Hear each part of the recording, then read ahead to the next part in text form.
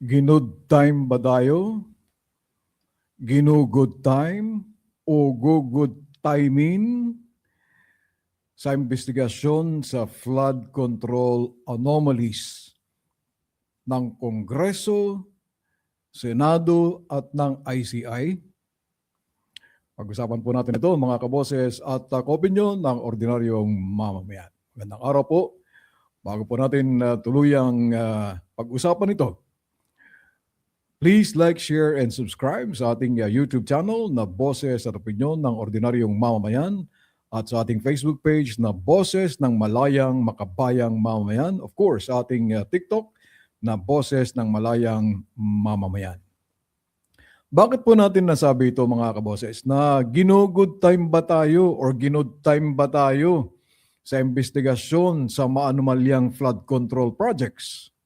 Baka akala ninyo nakalimutan na ng Boses at Opinyon ng ordinaryong mamamayan ang problema sa flood control. Hindi po. Hindi po ba't nasabi na po natin noon na this is going to be a very lonely battle. Pero hindi po tayo susuko dahil bilyon ang nawawala dito sa flood control projects na ito. Sa maanumalyang mga flood control projects. Ngayon, meron pong balita na lumabas na ito pong ICI ay binawasan po nila yung ghost flood control projects. Ginawa na nilang 416 from dati po ay 421, naging 416 na lang daw. At pagkatapos ay i-concentrate daw po nila sa 79 na ghost projects na link sa 15 kontraktor na pinangalanan ni Pangulong BBM. Now, ganito po kasi yan mga kaboses. Alam naman po natin na kamakailan ang sabi po ni Pangulong BBM ay frozen na daw ang assets ng Silver Wolves. Pero lingid po kasakalaman ng ating mga kababayan, hindi lang po ang Silver Wolves ang may pinakamalaking kontrata na nakukuha sa buong bansa, kundi ang MG Samidan. Ang MG Samidan po mga kaboses ang may pinakamalaking kontrata sa mga kontraktor na nakabase po dito sa Northern Luzon. Ang MG Samidan, mga kaboses, ay nakabase po sa Bontoc. Bontoc po yan. Tingnan natin nang sa ganon ay malaman po ninyo mga kaboses kung saan po ang headquarters ng MG Samidan. Ito po ang transparency portal ng DPWH. Ito kanina kasi in-scrape po natin ito mga kaboses nang sa ganon ay makuha natin etong mga projects. Ito po ay concentrated po sa flood control projects dyan po sa Cordillera and particular dyan po naman sa Abra. Pero ito po yung MG Samidan. Ang MG Samidan po mga kaboses, tignan po natin kung saan po sila. Nang sa ganon ay malaman po natin. May notice to proceed na po sila dito. Dali tignan natin kung ito. Ayun. Ito nga. Documents. Tingnan natin kung nasaan po ang location ng MG Samidan, mga kaboses.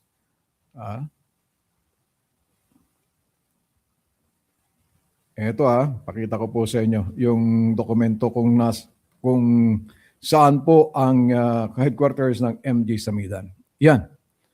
Yung notice to proceed po, mga kaboses, dun sa project na pinakita ko po sa inyo, yan.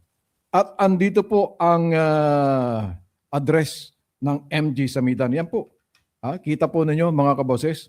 MG Samidan Construction, Kilometer 100, Sinto, Baoco Mountain Province. Yan po ang location ng MG Samidan. Ngayon,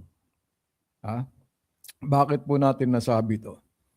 Kasi po, nakapagtataka mga kaboses, na ito pong si MG Samidan ay siya po ang may pinakamalaking kontrata sa lahat ng mga kontraktor dito po sa Northern Luzon. Baka kala po ninyo mga kaboses, yung Silver Wolves ang may pinakamarami. Hindi po.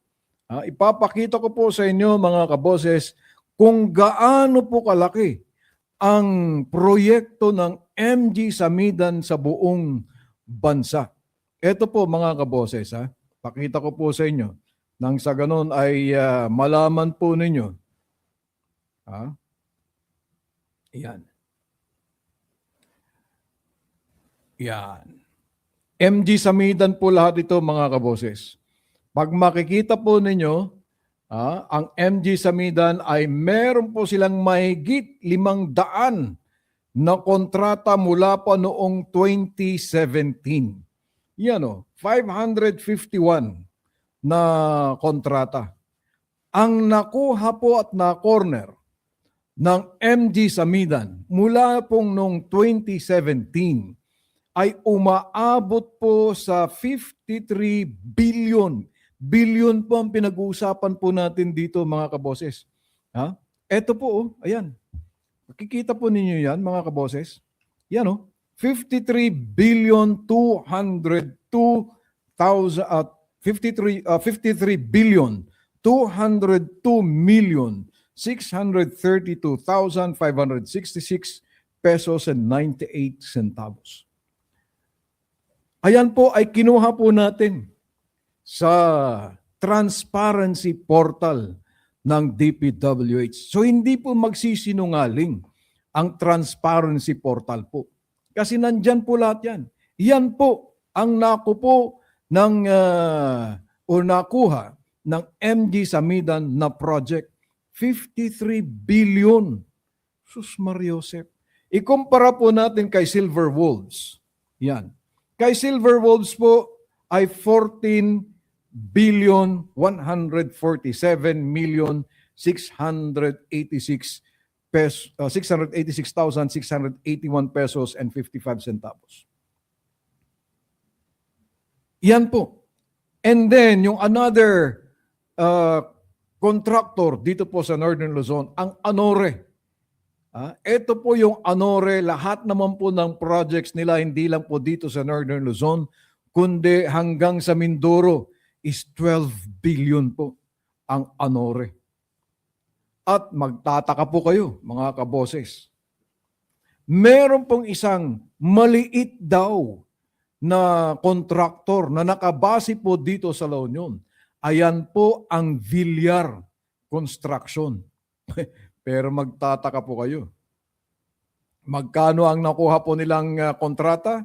Ayan po, mga kaboses. Mula noong 2017, 8 billion 233 million 334,249 pesos and 11 centavos.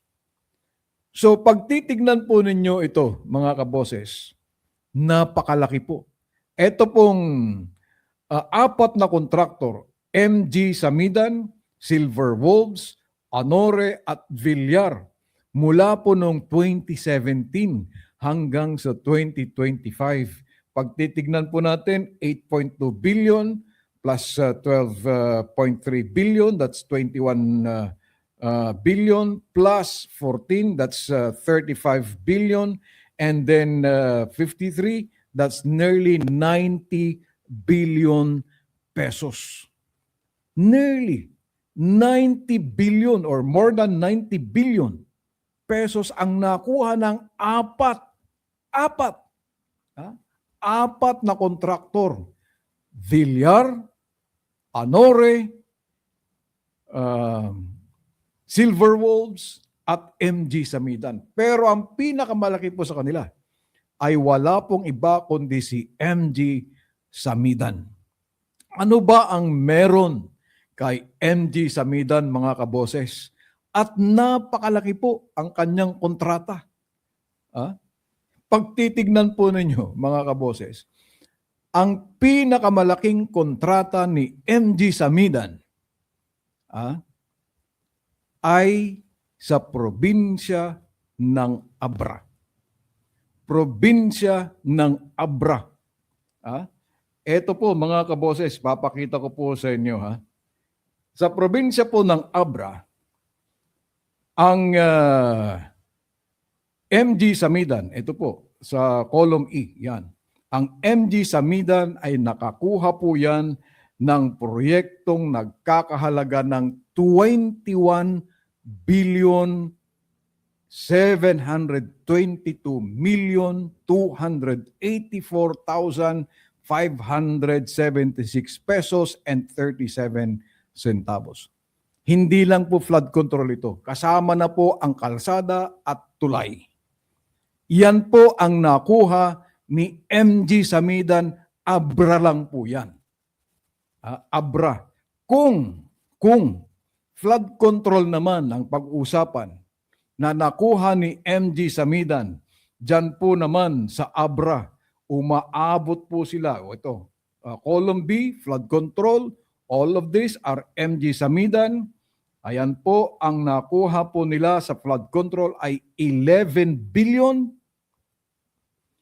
363 million 491,657 pesos and 28 centavos. 11.3 billion.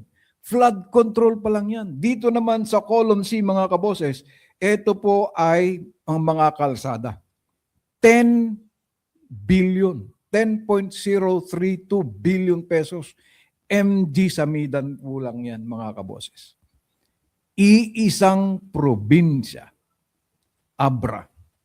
Aba, dyan pala sa Abra, hindi na po tayo magtataka kung wala na pong flooding, wala na pong pagbaha.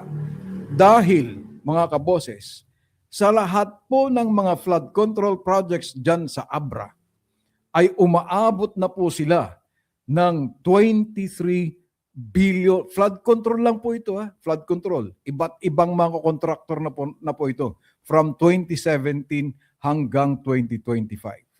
Umaabot na po sila ng 23 billion 279 million 901,741 pesos and 23 centavos. Mantakin po ninyo. Flood control pa lang yan sa Abra, mga kaboses. 23.2 billion in the span of 10 years. So, ibig palang sabihin yan, dyan sa Abra, mga kaboses, hindi na po sila babahain. Dahil sa kalaki ng pondo na napunta na po dyan sa Abra. Now, bakit po natin pinag-uusapan ito pong lalawigan ng Abra, mga kaboses?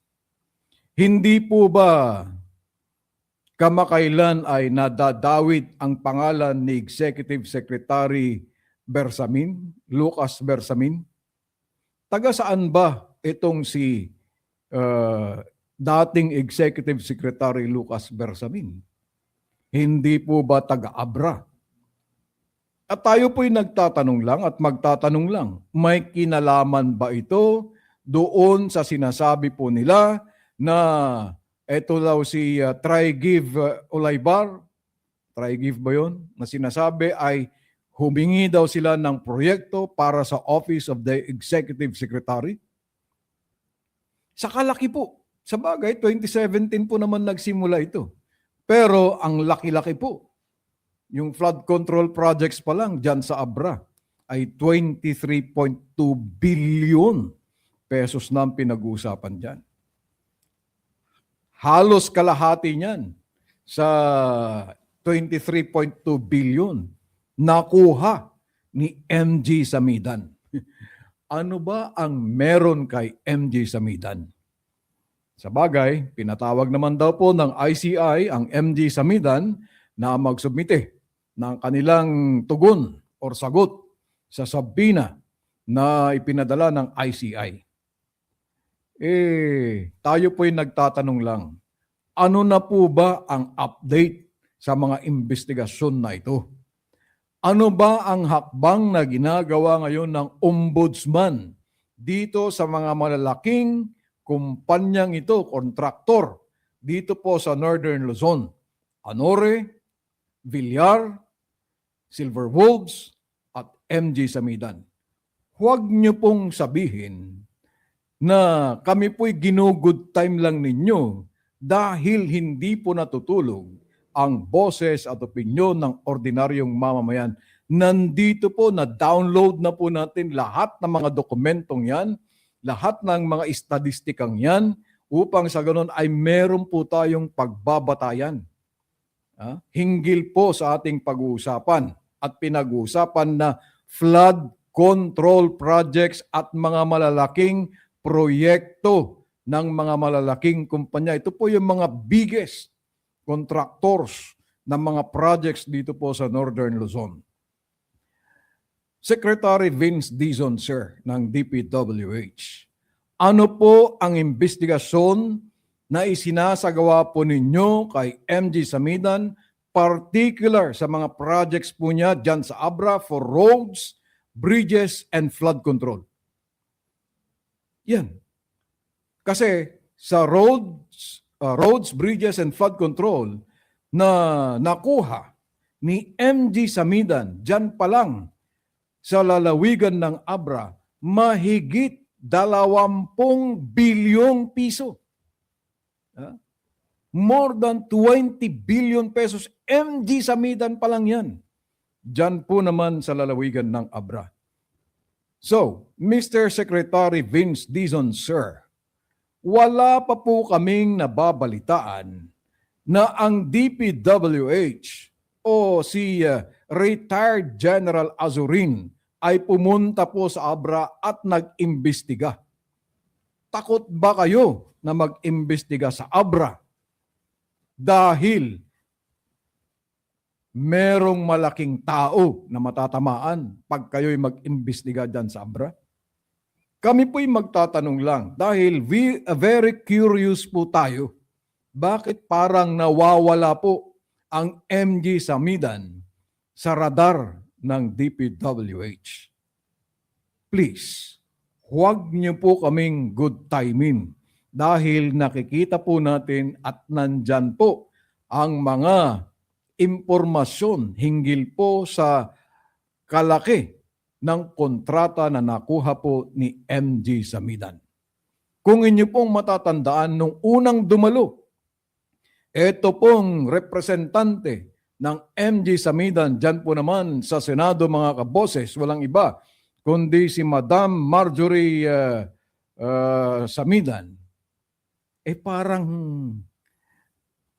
parang lutang pag sumasagot. Hindi ba kaya ito'y medyo nawala na rin sa radar ni Senador Ping Lacson na siya naman ang chairman ng Senate Blue Ribbon Committee? Ano naman ang aksyon ngayon ng ombudsman hinggil sa bagay na ito? Kung ang sinasabi po ni General Azurin ay iimbestigahan nila itong 15 malalaking kontraktor na pinangalanan o nauna ng pinangalanan ni Pangulong BBM, ang MG Samidan po, dyan sa Abra po kayo mag-concentrate. Tiyak, lalabas ang mga problema ng naturang kontraktor. Maghihintay po kami kung ano po ang magiging aksyon ng ICI, DPWH at siyempre po naman ang Ombudsman. And so with that, maraming salamat at mabuhay ang Pilipinas.